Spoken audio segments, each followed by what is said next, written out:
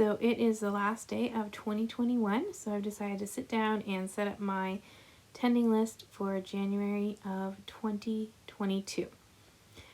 So I'm going to grab my Goals at a Glance wildcard page that I have here in the front of my Powersheets. And I set up that wildcard page because in the past, like I had my goals as part of my prep work, but I found like I was constantly having to flip back and forth, and it kind of bothered me. So I like just having that wildcard page where I can just pull it out and have it ready to go with the section that I'm working in at that moment.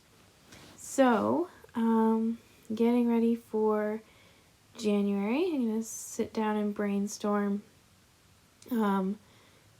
the things I need to get done and just fill in this page here. So I don't have a lot of important to-dos in January just because it is the first month of the year, and I always like to start things off slow. And I would say like my biggest focus and like my biggest focus for this month coming up is just starting the year off right and starting to build those habits and put those routines in place that are going to help me continue to work towards completing my goals for 2022. So we have this page all set up, and then I have my wildcard page selected as well, so financial check-in. And then I do have another planner that I use daily, like a daily planner, and I use that monthly page to keep track of my appointments and bills and all that kind of stuff. So I decided, just because I don't like using pages blank whenever I can, is what I want to do with this page is I'm going to track milestones related to my goals on the calendars in my Powersheets.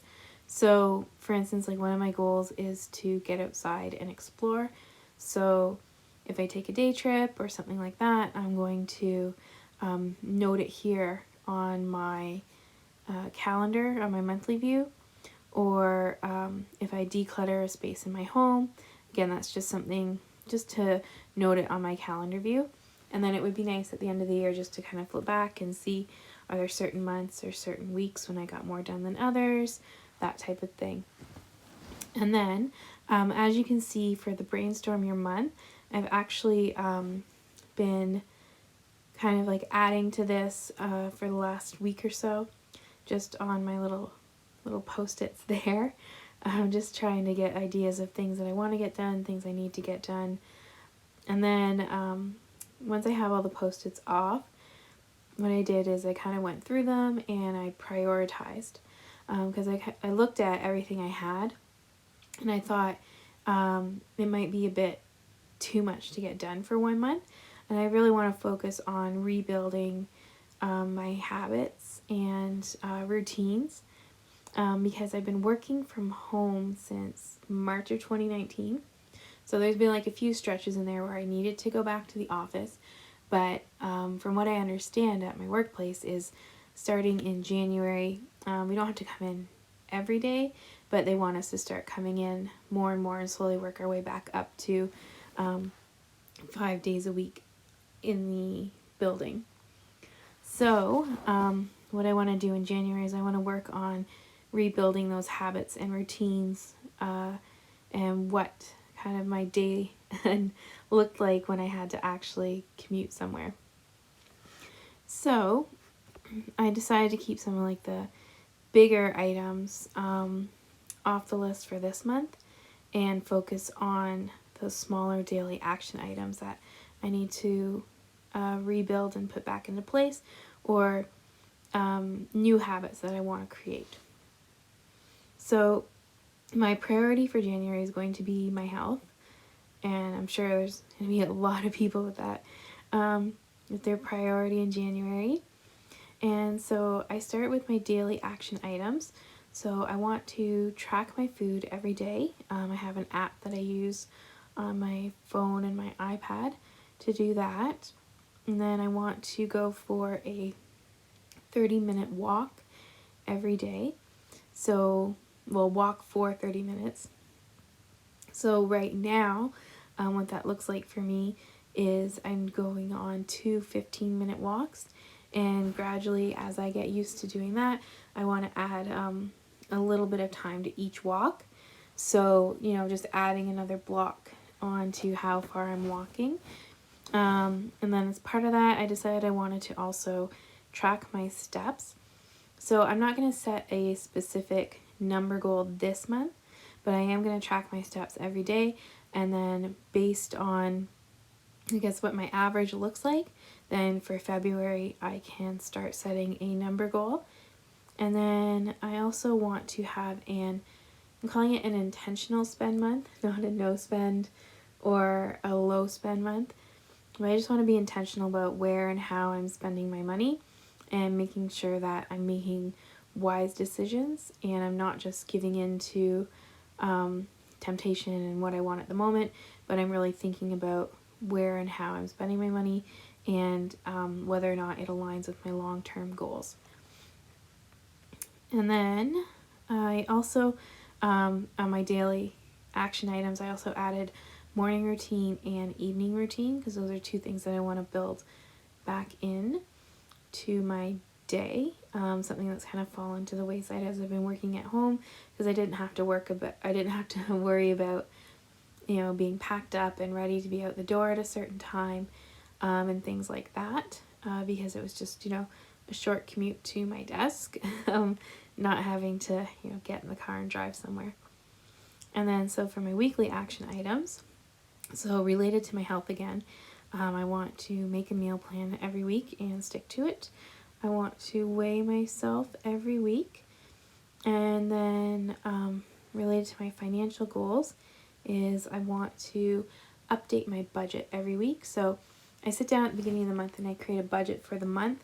But at the end of every week, I just want to see where I'm at in terms of my spending in different categories, and what bills have been paid, what bills are left to pay, all that kind of stuff.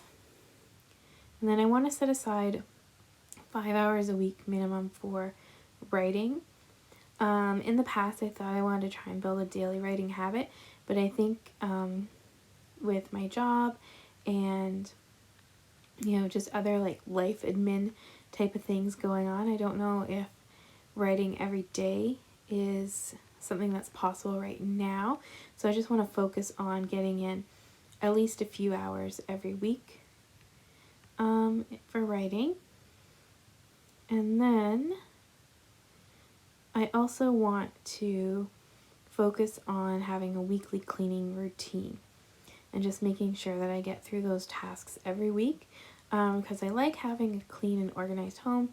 I just don't like actually having to clean and organize my home. And then for my monthly tasks, the things I want to get done, I want to combine my pension plans. So I have an old defined benefit pension plan from a previous employer. So I want to take that and I want to add it to my current defined benefit pension plan with my current employer. And then once I have that done, I want to sit down and figure out what my long-term financial goals are going to be, because I'll have a better idea of what my future retirement date looks like. And then I also want to complete an intentional spend month. Part of my bigger goal to complete an intentional spend year. I want to read 10 novels, and I know that sounds like a lot, but I love reading historical romance, and if on a weekend I can get through a book and a half to 2 books in a day, and then even during the week it only takes me a day or two to read a book. It just kind of depends on the length. And then I also want to finish outlining my current work in progress. So the writing is kind of a hobby I rediscovered during the pandemic. So I had this idea and I've been working on it probably for a year at this point, slowly but surely. And I'm getting towards the end of the outline process. So I want to finish that up this month, so then in February I can start writing. And my goal by the end of the year is to have finished a manuscript or a draft. I also want to make a list of places to visit in Ontario. And I'm just going to stay in the province that I live in for this year because just travel's so tricky right now, and the rules and regulations seem to change every week and every month. So I figure it's probably just safer to keep my travels within the province and places where I can drive to basically in a day and back again. And then I also want to organize my bedroom closet. So I decided that's what I want to have as the area I'm going to focus on this month in terms of getting the place clean and organized and decluttered. And then now for my favorite bit, I'm just going to go through and add all the little color coding dots. Now, I don't normally color code things like in my daily planner. I use color and stickers, and I like having things that are bright and pretty and nice to look at. It just makes the whole to-do list and checking things off that much more pleasant. But what I like about this, having my tending list color coded, is it's an easy way to just glance down and see, is there like a specific goal that I tend to be focusing on more than others? Is there a color that's consistently missing from my monthly, weekly, or daily action items? So is there a goal that's maybe getting forgotten or left behind that I need to revisit, reevaluate, and see, is it a goal that actually matters to me? And how can I maybe bring that more into what I'm doing every month? Or is it something where I just need to forget that goal and focus on the other ones? So as you can see from here, the amount of the green and the blue, those are my top two focuses this month. So my health and then my financial goals. And then next is I'm calling it like creativity, but I think I put it underneath like the cultivated life evaluation. I think I looked at it as like the work and learning portion, because I don't really have goals related to my job, and I tend to like really keep my job and my personal stuff separate. So the work and learning category I just kind of took as developing my writer's craft and learning more about writing over the course of this year. And then this is probably my favorite page from the sticker books, or the quote page, So I'm just going to add a few of these here. And then I'm just going to pop this. Today is the day there, referring to January 1st.